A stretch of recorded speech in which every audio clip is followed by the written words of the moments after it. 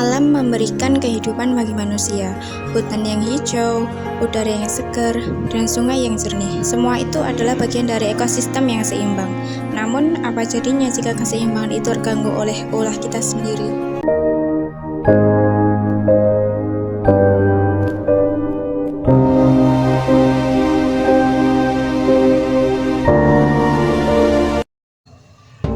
Setiap hari, banyak sampah dihasilkan manusia. Sayangnya, tidak semua dikelola dengan baik. Tumpukan sampah mencemari sungai, menciptakan bau tak sedap, menyumbat aliran air, bahkan menyebabkan banjir. Plastik yang hanyut bisa tertelan oleh ikan dan hewan air. Ini tidak hanya membahayakan mereka, tetapi juga manusia yang mengkonsumsinya. Sampah bukan hanya masalah estetika, tetapi ancaman serius bagi ekosistem.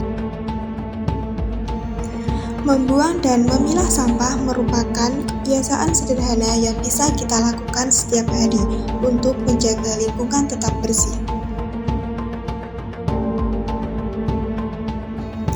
Setelah itu, sampah akan dibawa ke tempat pembuangan akhir agar tidak menumpuk di sekitar kita.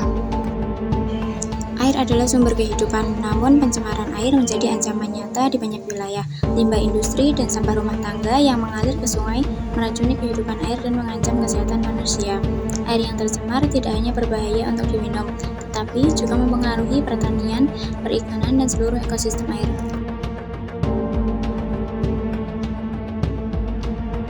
Pengelolaan limbah bertujuan untuk menetralkan air dari bahan-bahan tersuspensi dan terapung, menguraikan bahan organik biodegradable, meninggalkan bakteri patogen, serta memperhatikan estetika dan lingkungan. Pengelolaan air limbah dapat dilakukan sebagai berikut. Yang pertama, pembuatan kolam stabilisasi. Dalam kolam stabilisasi, air limbah diolah secara alamiah untuk menetralisirkan zat-zat pencemaran sebelum air limbah dialirkan ke sungai. Kolam stabilisasi yang umum digunakan adalah kolam anaerobik dan kolam fakultatif, pengolahan air limbah yang tercemar bahan organik pekat, dan kolam maturasi maupun pemusnahan mikroorganisme patogen. Kedua, IPAL atau singkatan dari instalasi pengelolaan air limbah. Pengelolaan air limbah ini menggunakan alat-alat pengelolaan ini dilakukan melalui 3 tahapan, yaitu primary treatment atau pengelolaan pertama, secondary treatment pengelolaan kedua, dan tertiary treatment pengelolaan lanjutan. Primary treatment merupakan pengelolaan pertama yang bertujuan untuk memisahkan zat padat dan zat cair dengan menggunakan filter maupun saringan dan menggunakan bak sedimentasi. Secondary treatment merupakan pengelolaan kedua bertujuan untuk mengkoagulasikan, menghasilkan keloid, dan menstabilisir zat organik dalam limbah. Tertiary treatment merupakan lanjutan dari pengelolaan kedua, yaitu penghilangan nutrisi atau unsur hara, khususnya nitrat dan fosfat, serta penambahan klor untuk memusnahkan mikroorganisme patogen. Ketiga, pengelolaan ekstrakta atau human ekstrakta. Human ekstrakta merupakan bahan buangan yang dikeluarkan dari tubuh manusia melalui tinja atau feses dan air kencing maupun urin. Ekstrakta yang banyak terkandung dalam air limbah rumah tangga. Ekstrakta banyak mengandung bakteri patogen yang menyebabkan berbagai penyakit. Jika tidak dikelola dengan baik, dapat menimbulkan beberapa jenis penyakit.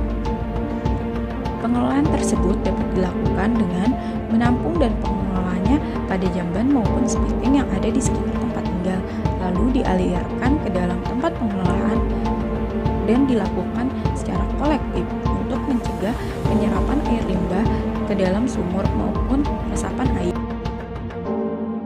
Kenyataannya, aktivitas manusia telah mencemari udara yang kita hirup.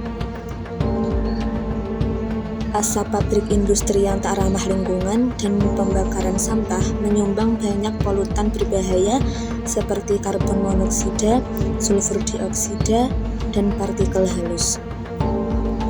Polusi udara menyebabkan gangguan kesehatan seperti asma, kanker paru-paru, dan penyakit jantung. Tapi bukan hanya manusia yang terkena dampaknya, tumbuhan dan hewan juga merasakannya.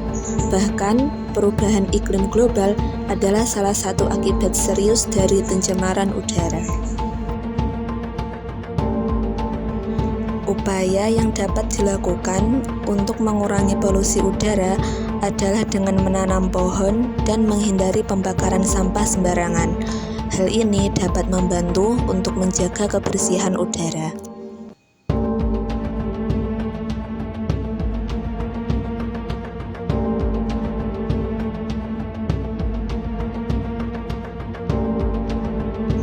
Industri peternakan memang penting, namun dalam skala besar tanpa pengelolaan limbah yang baik menjadi ancaman tersendiri. Kotoran ternak yang masuk ke sungai menyebabkan terjadinya proses eutrofikasi. Tanpa pengelolaan limbah yang bijak, ekosistem bisa runtuh secara perlahan. Jika dikelola dengan benar, kotoran sapi tersebut dapat diubah menjadi biogas. Biogas ini bisa dimanfaatkan sebagai sumber energi alternatif untuk memasak atau penerangan. Ini merupakan salah satu cara ramah lingkungan dan bermanfaat bagi masyarakat.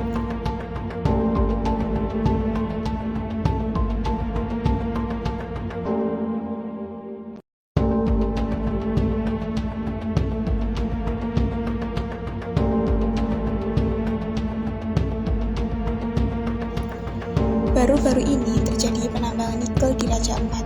Pemandangan ini sungguh mengejutkan dan memilukan. Pulau kecil yang dulunya masih alami kini tampak rusak.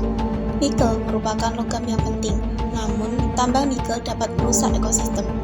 Hutan dibabat, tanah digali, dan limbah tambang mencemari air dan tanah. Ekosistem yang telah dibentuk selama ribuan tahun bisa hancur dalam hitungan bulan. Tanpa aturan yang jelas dan upaya memperbaiki alam, tambang menyebabkan kerusakan lingkungan sekitar.